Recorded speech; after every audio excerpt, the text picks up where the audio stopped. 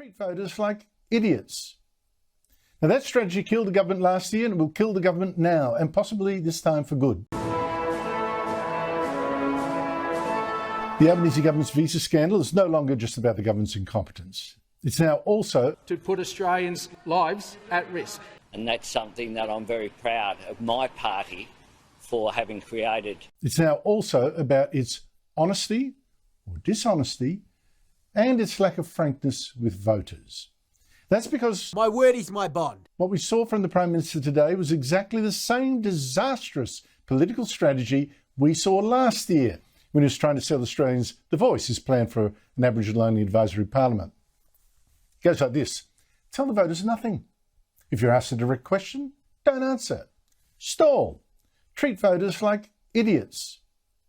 Now that strategy killed the government last year and it will kill the government now, and possibly this time for good. And rightly so.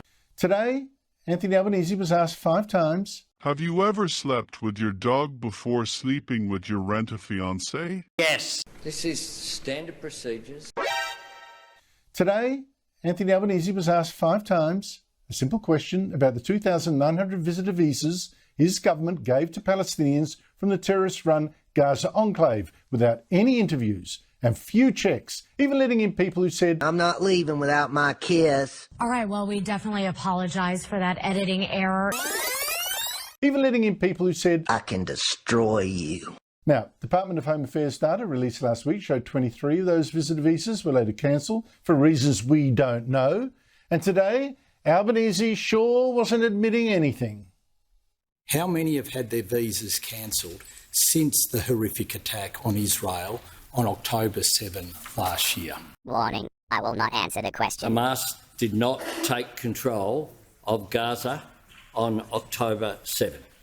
They took control almost 2 decades ago, and in that time have refused to have any elections or any democratic process or to engage with the people of Gaza. Don't like the question? Change it to a different question. Well, I think what we should be asking is, what does this bloke have to do to lose his job? In fact, even in that deflection, that history lesson, the Prime Minister was fudging again. Let me just divert myself. Hamas was actually voted into power by Palestinians. In a poll last month by the Palestinian Birzeit University, 52% of the population of Gaza still wanted Hamas to stay in power. So I think Albanese in that answer shows is clueless about the danger. Absolutely clueless. But back to my main point.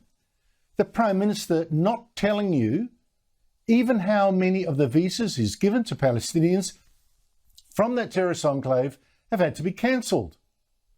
5 times he was asked that directly, and 5 times he refused to give an answer. Give an answer that's so confusing, nobody knows if you've said anything at all. Once he even babbled on about Ukrainians instead, as if somehow they're now the security worry. So how many of the 2,900 visas of people onshore from Gaza have been cancelled? But I am asked about visitor visas, and I can tell because of the financial year issue. Visitor visas for Ukrainians was 9,027 between 24th of February 2022 and 30th of June 2022. So stop making sense and save your skin. The Prime Minister's just insulting your intelligence. I have a track record on this. Nor would he say why he hadn't insisted these refugees that we took in weren't first interviewed in Egypt before coming here. I mean, that's what Canada did with the ones it took. Or why weren't they interviewed, say, in Jordan, which the previous Australian government did with refugees from Afghanistan? Wouldn't tell you. So no, this is no longer simply about the Albanese government's incompetence, bringing in people from a terrorist territory without even interviews to check who they are, bringing in people even if they said they supported Hamas.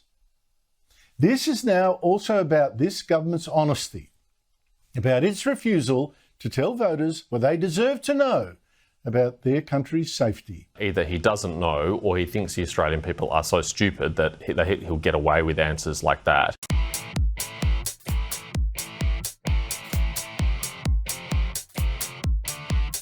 You've got to be honest with people.